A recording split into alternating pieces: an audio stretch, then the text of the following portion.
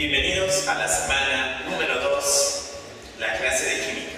El día de hoy nos toca desarrollar el tema de materia y energía. En esta semana vamos a ver la materia. ¿Cuáles son las características de la materia? ¿Cómo podemos clasificar? Eso nos toca desarrollar el día de hoy. Vamos a comenzar mencionando que la materia es todo aquello que tiene masa y volumen. Así vamos a definir a la materia. La masa. ¿Qué mide la masa? La masa mide la cantidad de materia que tiene un cuerpo. Su unidad, el kilogramo. El peso mide la fuerza de atracción gravitacional entre la masa de un cuerpo y la masa del planeta. Eso, para el peso. La diferencia entre masa y peso es que la masa se mantiene constante. En cambio, el peso varía. Esto va a depender del campo gravitacional. Métodos de separación. Dentro de los métodos de separación tenemos los métodos físicos y los métodos químicos, o procesos físicos de separación, o procesos químicos de separación. Entonces, estos procesos me van a ayudar a separar. Tenemos proceso físico de separación, la llamada destilación, la filtración. Estos dos son procesos de separación. La destilación es una separación de un líquido mezclado con otro líquido. Entonces, cuando nosotros tenemos dos líquidos mezclados, lo voy a separar a través de la destilación. La filtración. Cuando nosotros tenemos un sólido mezclado con un líquido y quiero separar ese sólido de ese líquido, el método a utilizar o el proceso a usar es la filtración. Procesos químicos de separación o métodos químicos de separación. Tenemos, por ejemplo, la pirólisis. La pirólisis es separar un compuesto, por ejemplo, el carbonato de calcio. El carbonato de calcio, por efecto del calor, se va a separar en óxido de calcio más dióxido de carbono. Entonces, con fuego voy a poder separar los componentes de un compuesto. Profesor, otro ejemplo es el óxido de mercurio. Cuando nosotros tenemos el óxido de mercurio sólido y lo calentamos, se va a separar el mercurio del oxígeno.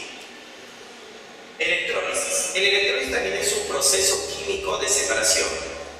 Debido a la corriente eléctrica, nosotros vamos a separar, en el caso del agua, hidrógeno más oxígeno.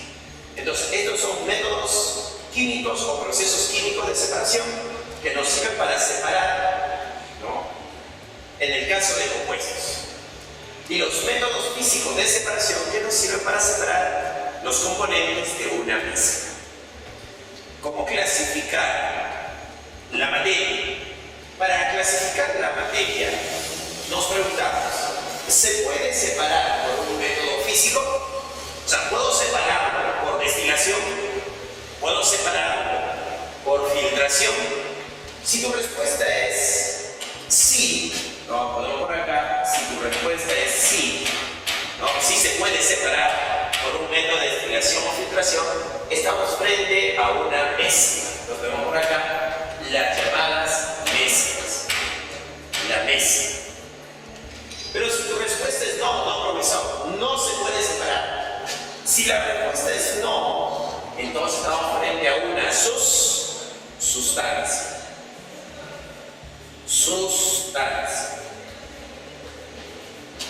Y como es única, diremos que la sustancia es pura.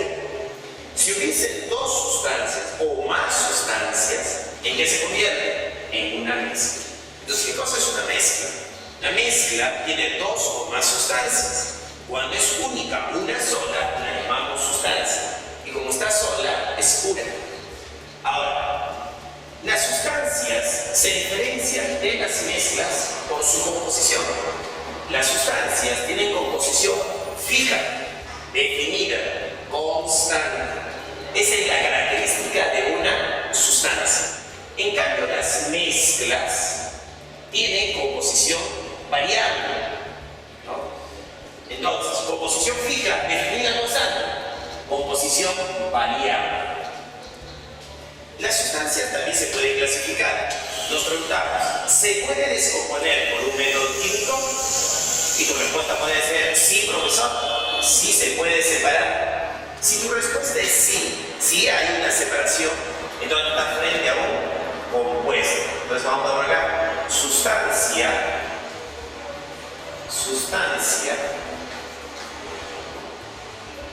compuesta.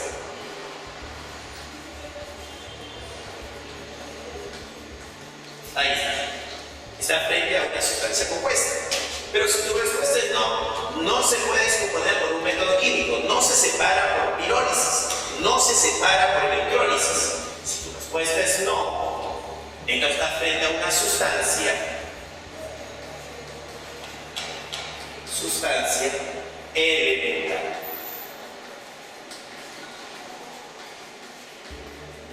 Entonces tenemos dos tipos de sustancias: las sustancias elementales y las sustancias compuestas.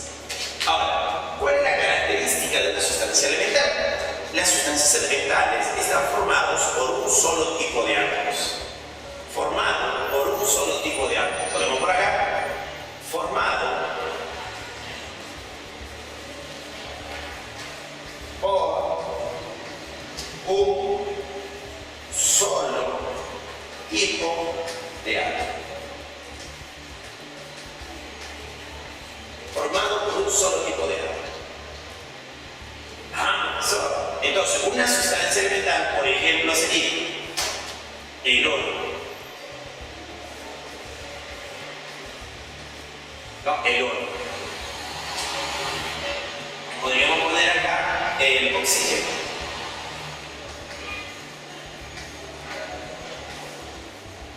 Sustancia elemental. Entonces, las sustancias elementales son aquellas que están formadas por un solo tipo de átomo. Por ejemplo, el oro, el oxígeno, son sustancias elementales. Una sustancia compuesta está formada por dos átomos diferentes, de elementos diferentes. Es una sustancia compuesta. Y todavía podemos clasificar acá las sustancias compuestas por el tipo de enlace químico. Podemos decir que tenemos dos variedades. Entonces, las sustancias compuestas pueden ser compuestos iónicos. Vamos por acá, que tenemos a los compuestos iónicos.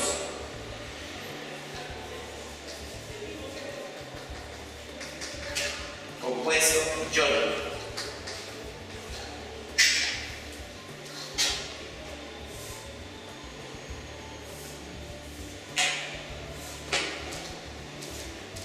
Los compuestos iónicos son aquellos compuestos que los átomos o las especies se unen por enlace iónico.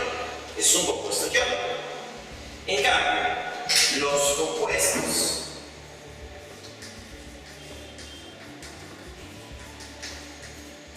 covalentes son aquellos átomos que se unen por enlace covalente.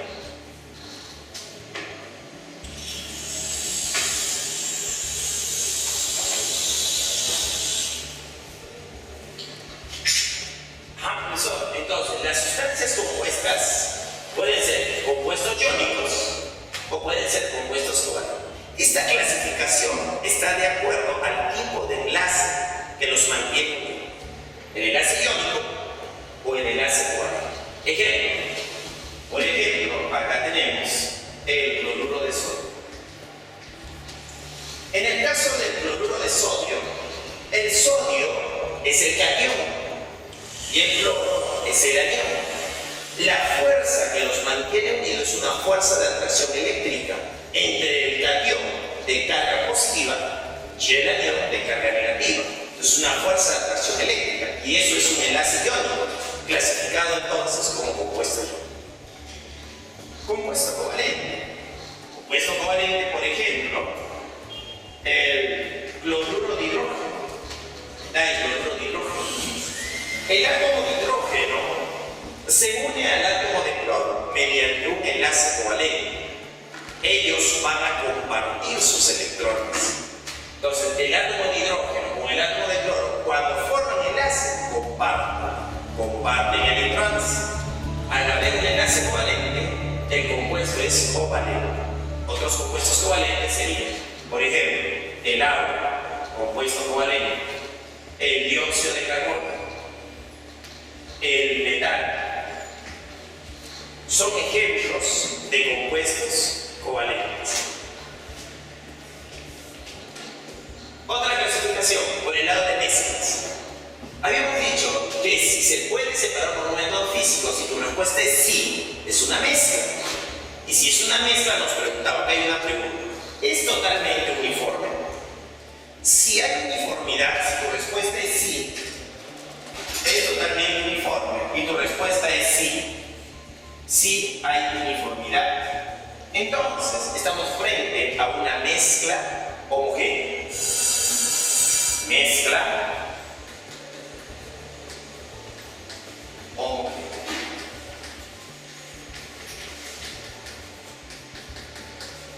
Y si tu respuesta es no, no hay uniformidad, entonces estamos frente a una mezcla heterogénea.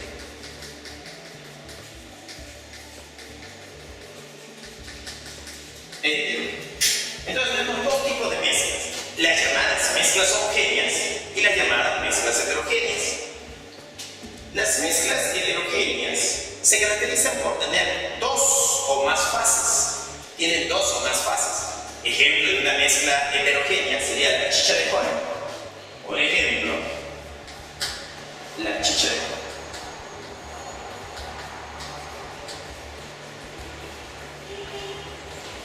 Otro ejemplo de mezcla heterogénea sería el adobo. Entonces, estos son ejemplos de mezclas heterogéneas. La arena,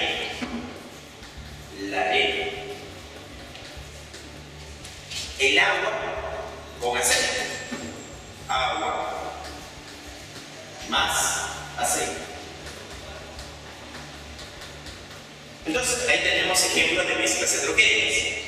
Mezclas homogéneas, también conocidas por el nombre de soluciones, también conocidas por el nombre de soluciones. Por ejemplo, en mezclas homogéneas tenemos el agua salada, que sería agua más la sal. Entonces, cuando nosotros preparamos agua más sal, en un vaso ponemos agua y ponemos una cucharadita de sal y movemos. Tenemos agua salada. La agua salada es un ejemplo de mezcla homogénea. Tenemos también por acá el atún, el bronce, que son ejemplos de mezclas homogéneas. Ahora vamos a continuar con la energía. Para el caso de la energía tenemos el calor, ¿no? El calor está representado por la letra Q. Q representa al calor. ¿Qué es el calor? El calor es una energía en tránsito que va de los cuerpos calientes a los cuerpos fríos. Es un flujo de energía.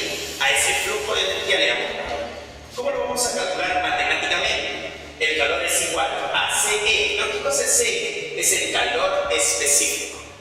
El calor específico por M, ¿qué cosa es M? M es la masa por delta de T. Este delta de T es la variación de la temperatura, que va a ser igual a la temperatura final menos la temperatura inicial.